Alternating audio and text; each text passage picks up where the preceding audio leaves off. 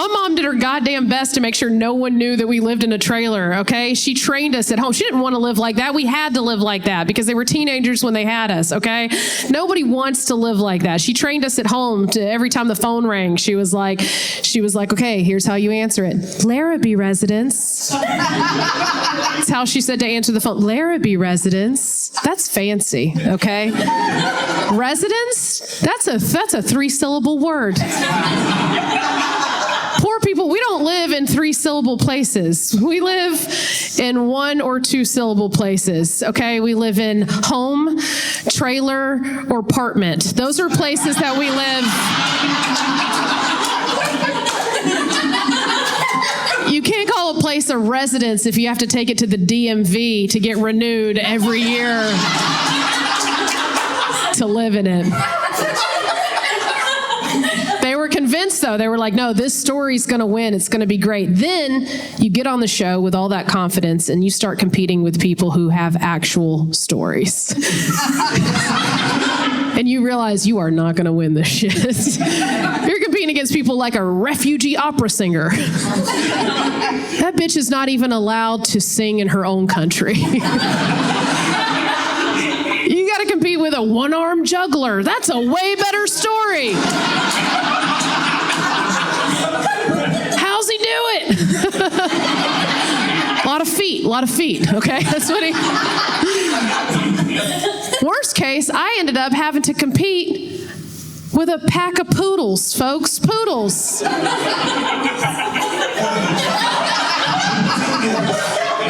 don't think you're hearing me correctly. These were poodles who danced around and changed clothes while they were on stage. And I lost to them.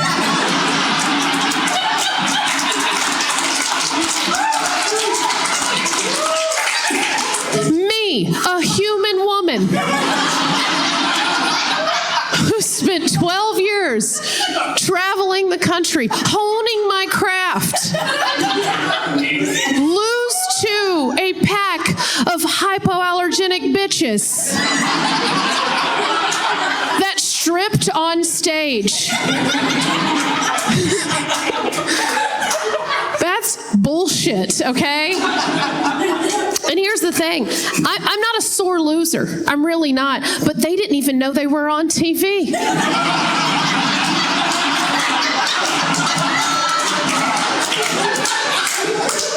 This was not their dream. Their dream was not to impress Sofia Vergara and become friends with Heidi Klum. No, all right? And they have short lifespans. So you might think, well, Lace, let them have it. Fuck that. Their lifespans are still shorter than a woman in entertainment, okay? Thank you. Some things did change, though. If you ever get national attention, a couple things change. You know, you start getting recognized when you're out in public. That's nice, you know. Got recognized at my home nail salon. Yeah. I tried to keep it a secret, but they'll find out. All right? They're sneaky. And not just because they're Asian. But here's the thing. They started recognizing me, all right? So one day I go in there and my nail lady, you know, she goes, hey, I found out you were on America. Well, that's not what she sounded like, but I'm not doing the accent. Not getting canceled before I'm famous, folks, okay? I'm not going to do it. She goes, hey, I found out you were on America's Got Talent. And I was like, oh my gosh, yes, I was. Thank you so much. Hope you watched. And she goes, well, you were way more beautiful on TV. Right? Not cool. Hadn't even tipped the bitch yet, okay? Wrong time, all right? Second of all, you know, I like to go into the nail salon like the sea monster that I am, okay? I'm not in there trying to look hot. I'm in there trying to get descaled, okay? Like a bass on an outdoor table. That's that's what I'm trying to do, not trying to impress you, Amy, if that's your real name, okay? I'm trying to get a standing ovation, all right, from a theater of people and Howie Mandel, all right, and not get shit-talked in Vietnamese about my barnacle feet, okay?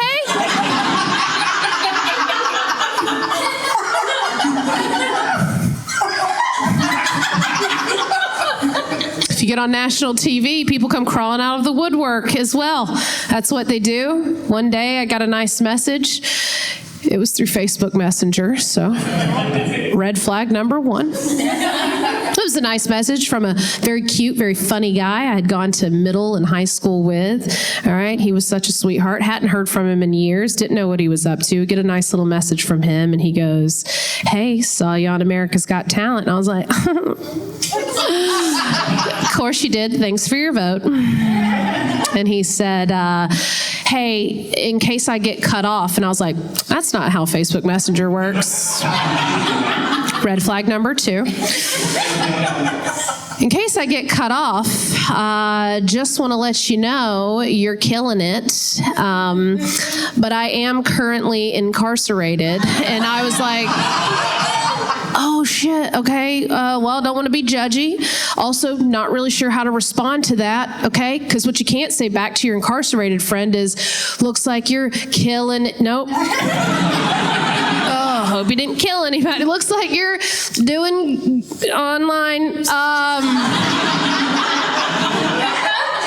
not really sure how to respond to that. He's been complimentary. I was trying to be complimentary back, he's a sweet guy. And he's like, "Hey, just really proud of you." And I was like, "Thank you so much. Really for you too." And he's like, "Listen here, looks like you're doing well out there. And if you could just cash at me $25,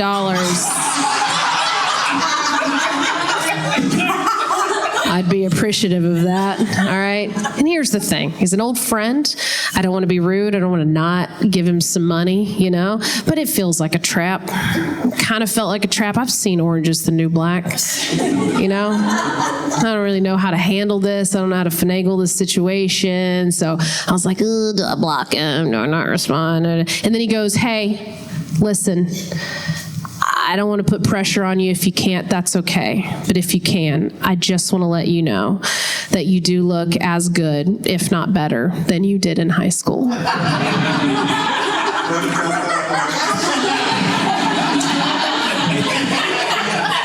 I was like, what is that Cash App handle?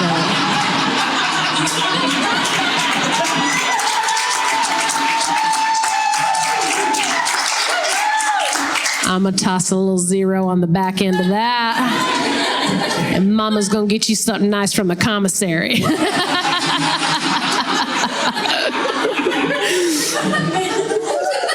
Yeah. I'll take a compliment wherever I can fucking get it at this point, is what I'm trying to say. Oh, man. Now I got a pen pal. And the pen stands for penitentiary. Okay, that's what... Man, it's good. It's nice to get compliments. It's very nice to get compliments. We all love to get compliments, especially women who are in their late 30s. I enjoy it. I like a compliment every now and then. I appreciate it. I just wish that I would have known back in my 20s what the fuck I was working with. I wish I would have known. Anyone else feel that way? Right? We judged ourselves too harshly. We didn't know what we had. We covered ourselves up. Why?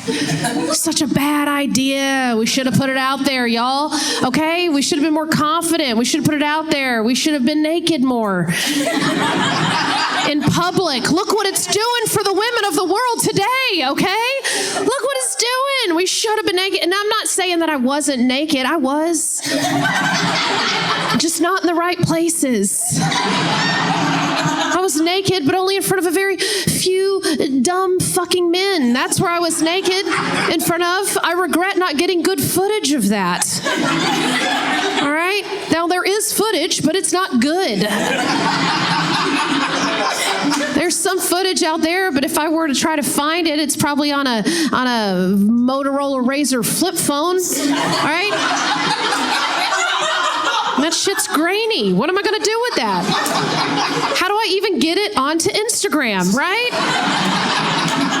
Worst part is I got to hit that guy up through the Facebook account he shares with his wife. That's weird. It sucks. I'm not saying I didn't make a sex tape or two. I did. But it wasn't quality, okay? Because it was technically a tape, a VHS. That's right. Thank you, one person in the back clapping hard for VHSs.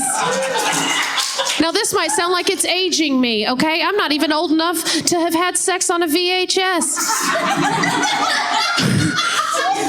But thank you for everyone in the front row for admitting that you are, okay? I love that.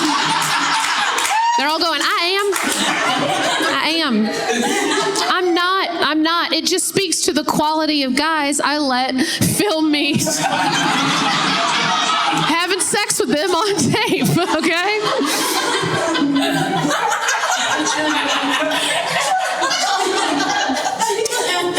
If I were to be a motivational speaker for all of you, it would be to go home, film yourselves, okay?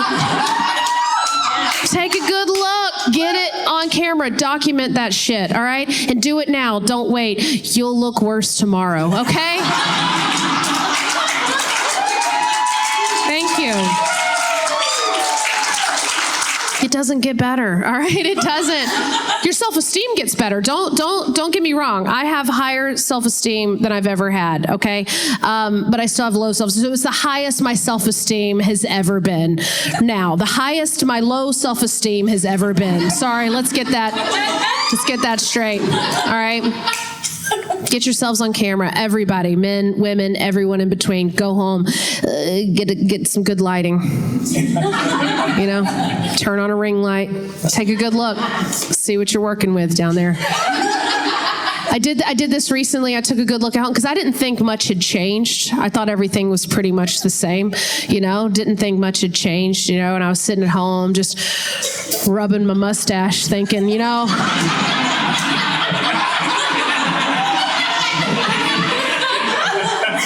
everything's probably about where I left it.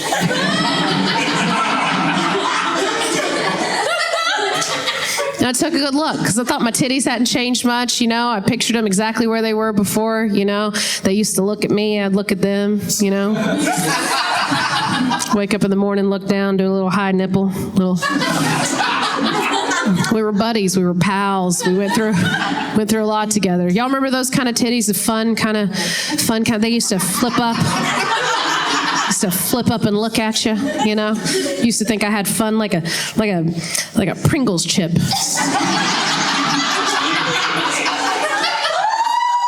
Got a curve and a flip and a bounce to them, you know. Y'all know what I'm talking about. Pringles titties, the kind you can stack a bunch of them together, put them all in your mouth at the same time, you know. Once you pop, you just can't stop kind of titties. And I used to think when I was younger, I was like, fuck, I'm never getting any kind of plastic surgery. I'm never doing that, right? I'm going to age gracefully. I'm going to look great, right? And I took a good hard look the other day, had my ring light up. And I was like, oh, fuck, these are ruffles.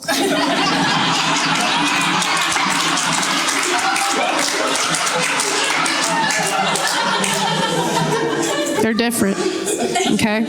They're flatter, they're wider, they've got ridges. You gotta trick people into rubbing their tongue up and down, just... It's like a record player. They're salty. So am I, honestly, you know. And I used to think I'm never going to do anything to them. I'm not going to enhance these. I'm going to keep them just like they are. Fuck that. Changed my mind. I'm going to spend every last penny I have before these turn into bugles. All right, that's what I'm...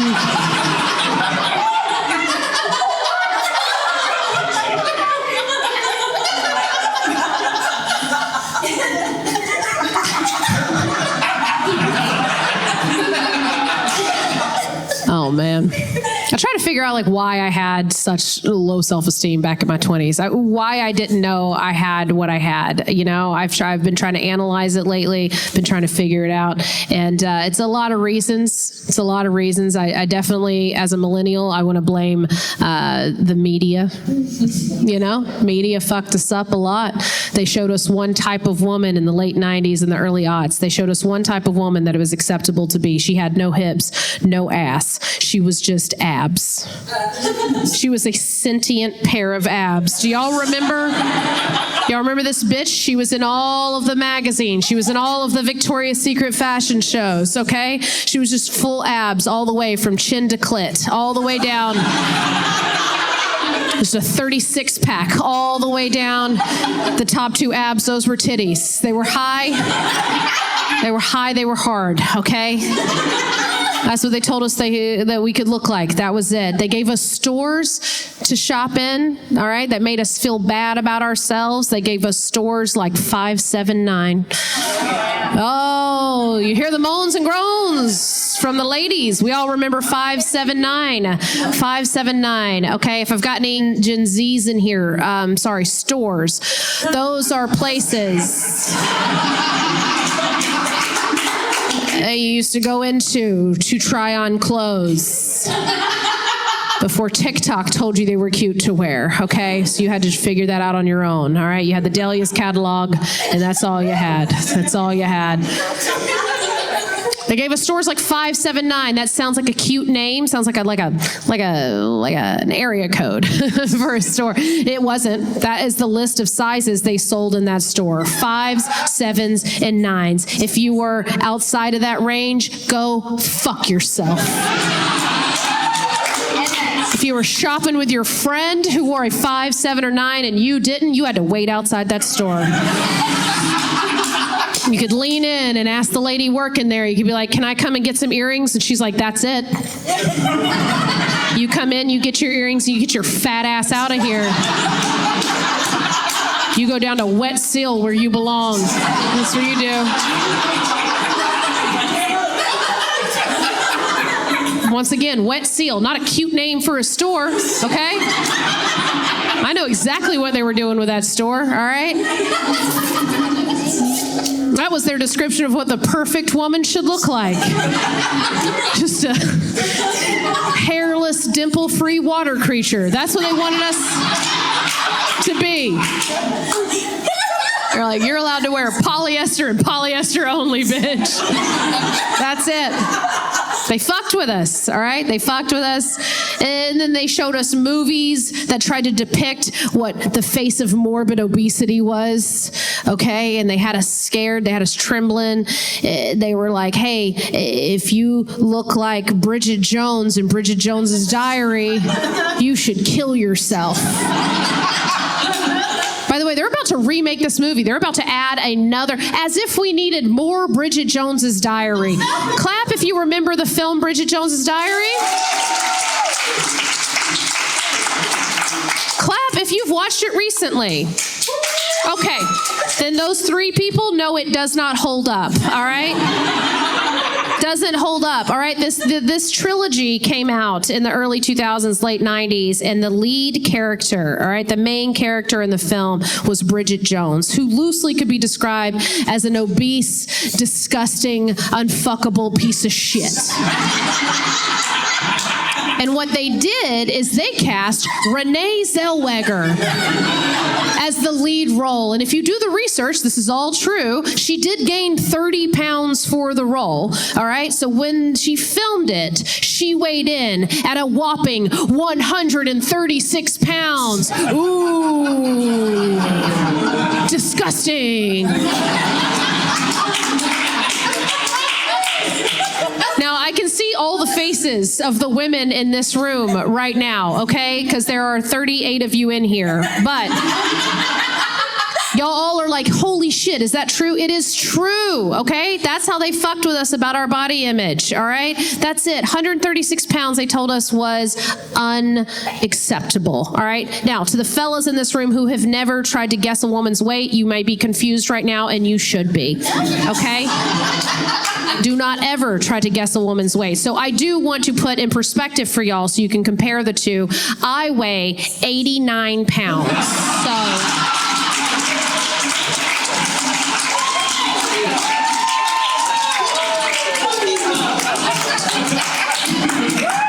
I dare you to try to question that.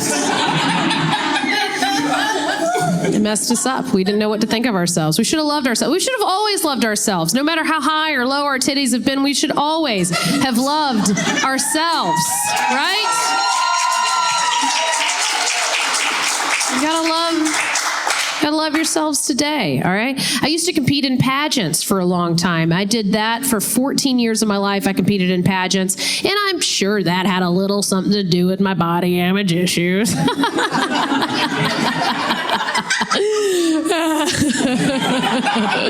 Of course it did. Of course it did. By the way, I competed in pageants. Don't judge me for that. Yes, I'm a big old feminist, okay? But don't judge me for doing pageants. That was my only way out. I told y'all I had poor parents when I was growing up. That was my only way out, all right? And those of you judging me, oh, good for you for having parents who went to college, all right?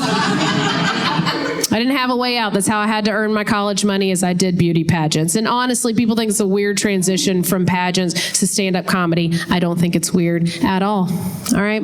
I think it fits pretty perfectly, you know? I'm used to being on stage, being vulnerable, you know, getting judged by mostly gay people. So it's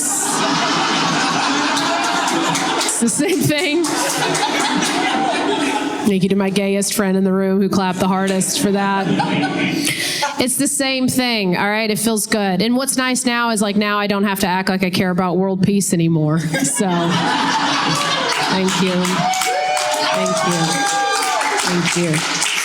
And I get to keep all the food I eat. So I like that. That's probably, it's a little darker, but that's my favorite part. That's my favorite. The coolest thing about, like, doing stand-up comedy now versus doing pageants is that at no point in my 12-year career, 1,000+ shows, I stopped counting after 1,000. It's been a long time. At no point in my stand-up career have I ever had to ask anyone off stage before I went up, hey, has anyone seen my Tootie tape? That's a question. Never had to ask anyone backstage. Yeah.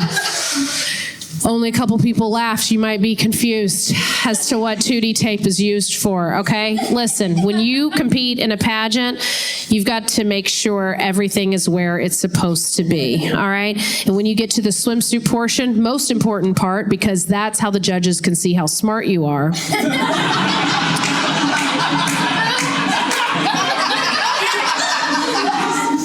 You got to make sure everything's where it's supposed to be. You got to cover up the front. You got to cover up the back. They want you to look wholesome and not show some hole. It's very important. It's very important, okay? So Tootie tape is where you place a piece of tape right there, just right there, right across your cooch, right in the front. You gotta close it up, smooth it out, make it look like Barbie, all right?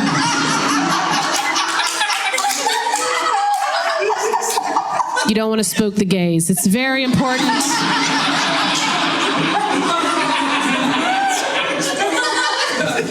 If they see camel toe, you don't get the scholarship. All right, it's very important.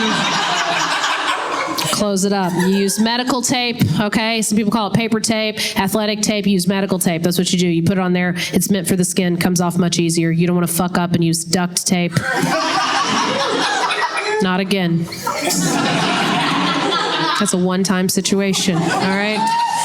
You'll end up with a permanent reverse landing strip, all right? Or one less lip. And I don't know if you need all four, but I feel like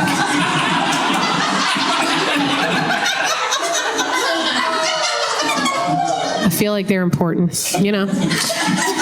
Got to use Tootie tape in the front. It's very important. In the back, you've got to use butt glue. That's another thing I've never had to ask anyone if they've been using backstage at a comedy show. All right? Has anyone been using my butt glue?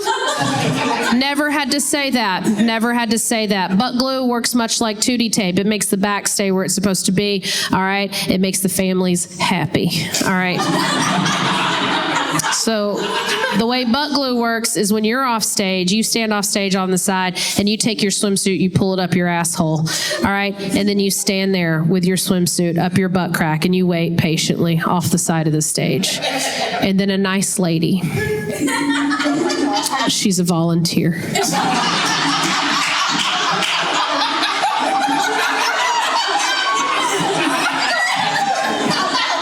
Her name's Gail. She gets ready. She gets prepped, okay? You hand her your can of butt glue, which of course is just athletic adhesive spray in a can with your name written on the side of it. So fucking Brittany doesn't use your goddamn butt glue again, all right? So you hand her that can and she gets ready. She squats down.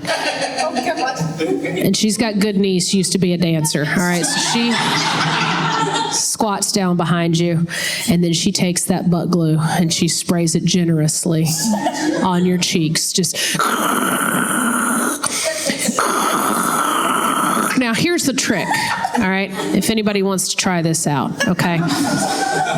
Is you got to make sure it dries a little bit. You can't put the swimsuit directly on the butt cheeks. It's too wet. It's going to show through. It's going to ruin the material. So it's got to dry just enough. Okay, so Gail, being the trooper that she is. Okay, so just make sure my tootie tape was working. So y'all can just see. All right. So Gail, being the trooper that she is, just.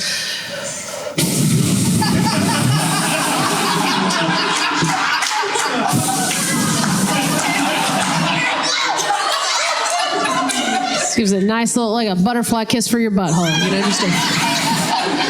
just a Christian rim job, you know, just a.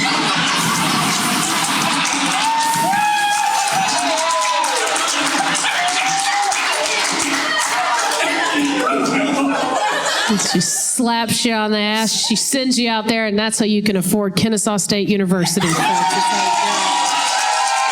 you.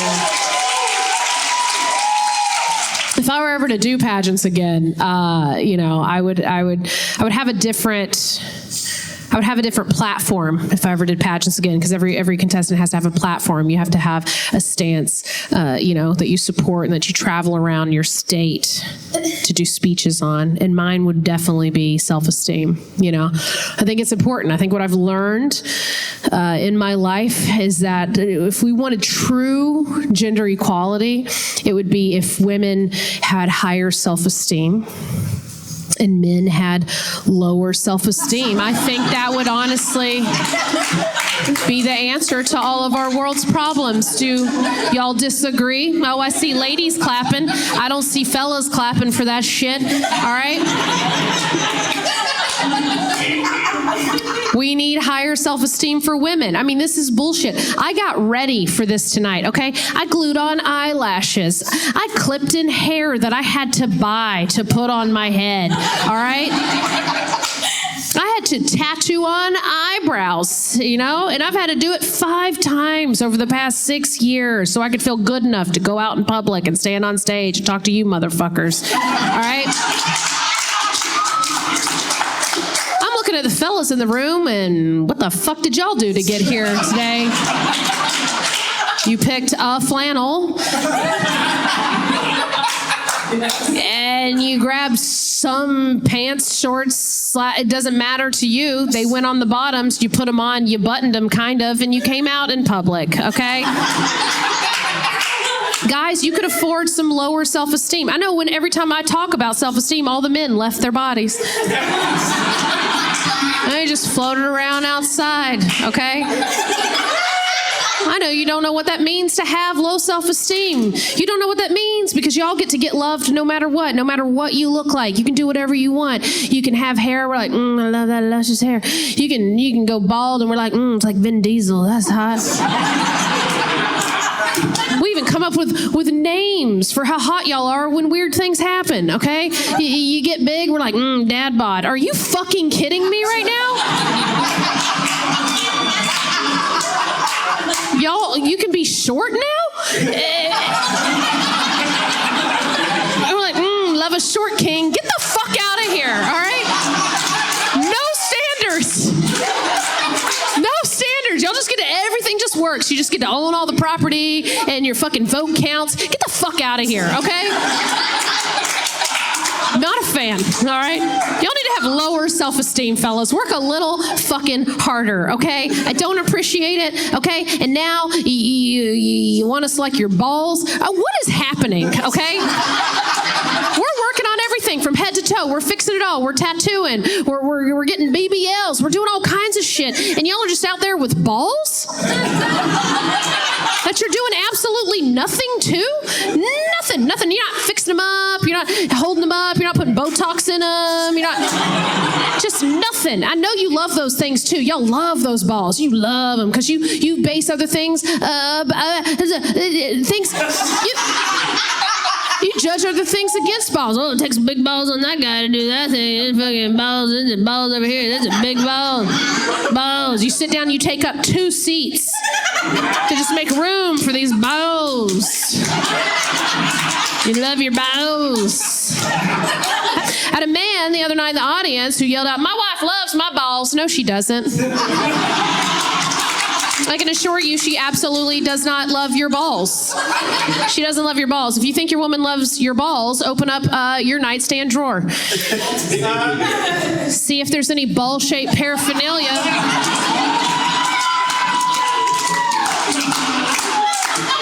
Bet you won't see any. Oh, there's a guy leaving. As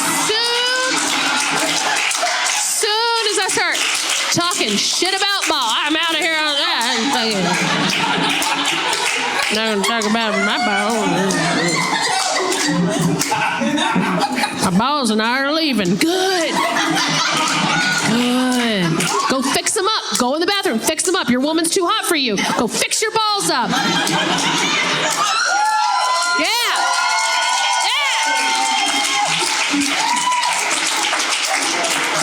Another guy just came back in. Sir, did you fix your balls up while you were out there?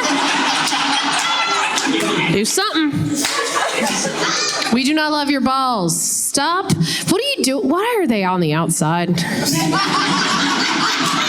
are they on the It's a bad design, okay? This is me. Somebody's like, oh, it's for temperature. Go. The ovaries have to be regulated as well, but we put them on the inside. That is what bad low self-esteem we have. That we were given the option to have them on the outside, and we were like, no. How terrible if anyone were to see these things. Put them in there where they're safe. And guys are like, those will be cool as fuck. I'm gonna put them on the outside.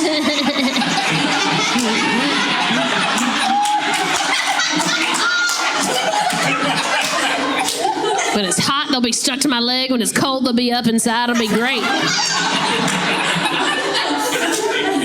You'll have to be playing ball games at all times. Now you're trying to put them in our mouths. I don't care for that.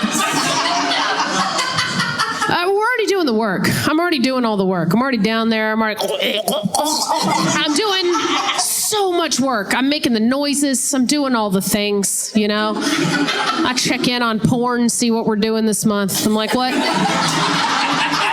What sounds are we making? Oh, we're choking on it again? All right.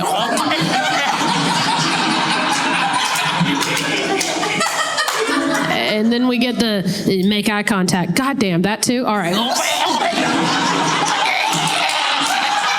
Is that doing it for you? Does it look like I'm being tortured enough? Is that good? Is that... Is your way of hitting me without hitting me? All right, got it. Okay, got it. Like, put 2 hands on them. Like, you think 2 hands can fit? All right, okay. It's just this. It's just this.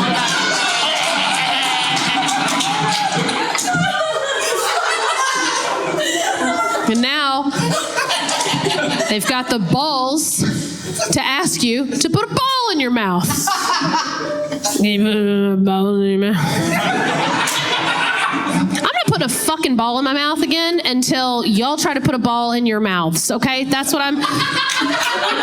Not easy. It's not easy, okay? It's not easy. It's the slipperiest game of bobbing for apples you'll ever play your entire life. You get one, it's like...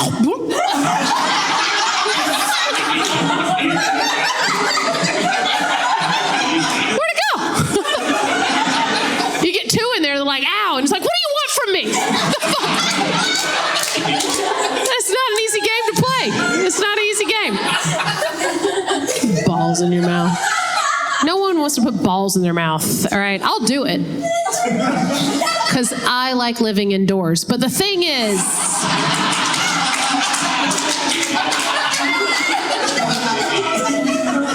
at no point in my day am I walking around like, oh, you know what I'm craving right now? It was a furry set of hard-boiled eggs. That's what I'd like. That had 3 to 8 hairs on it. That'd be great.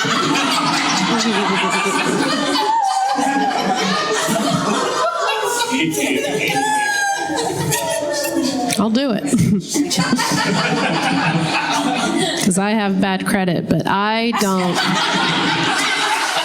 want to do it. Oh, all right. Nothing will make you have lower self-esteem than being asked to be in a wedding of your way hotter younger cousin, okay? Nothing will fuck you up like that. I thought I did all my weddings. I thought that I was a bridesmaid as many times as I could be a bridesmaid. I've been a bridesmaid at least 10 times. I stopped counting after 10.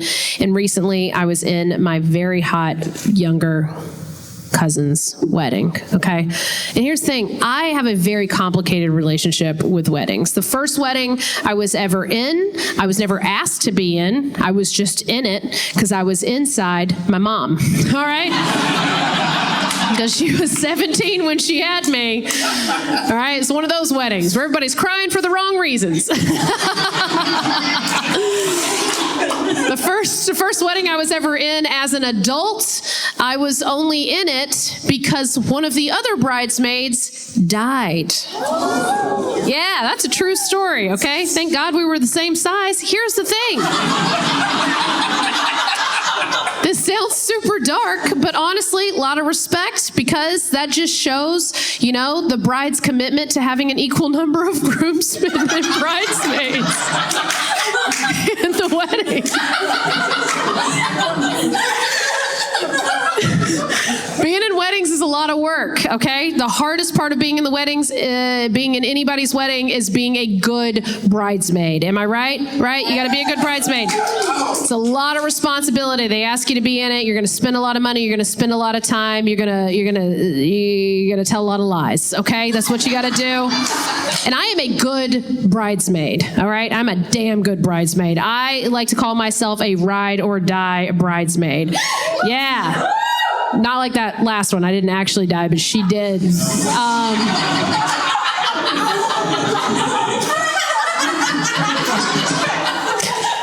I'm the kind of bridesmaid, I will make shit happen, okay? If you are my bride and I am with you on your bachelorette party, whatever the fuck my baby wants, my baby gets, all right?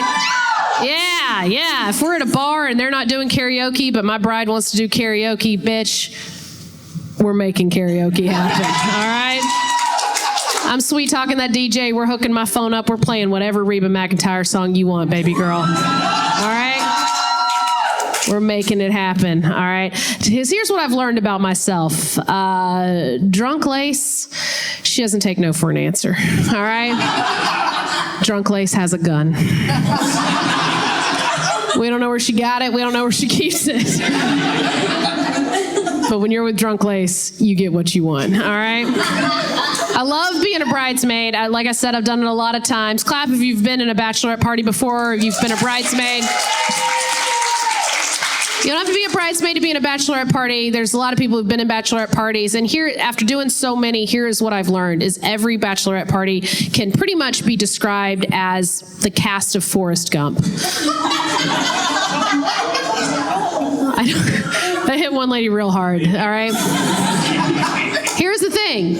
Every bachelorette party can be described as the cast of Forrest Gump. This sounds like a stretch, but it is not. I can assure you, all right? Because there is somebody in the group that plays every role, like in Forrest Gump. For instance, you get the forest, all right? And you don't know which forest you're going to get. You get a forest, and it's not the cool one that like meets a president. No, you get the runner. Some point in the trip, you look around and you go, where's Amber? And someone goes, last time we saw Amber, she was a running. don't know where the hell she's been. She's been gone forever. She comes back with a beard and a ping pong trophy. Every group's got the Lieutenant Dan. That's the bitch who can't hold her liquor, you know? She's drank too much, and all of a sudden, she ain't got no legs.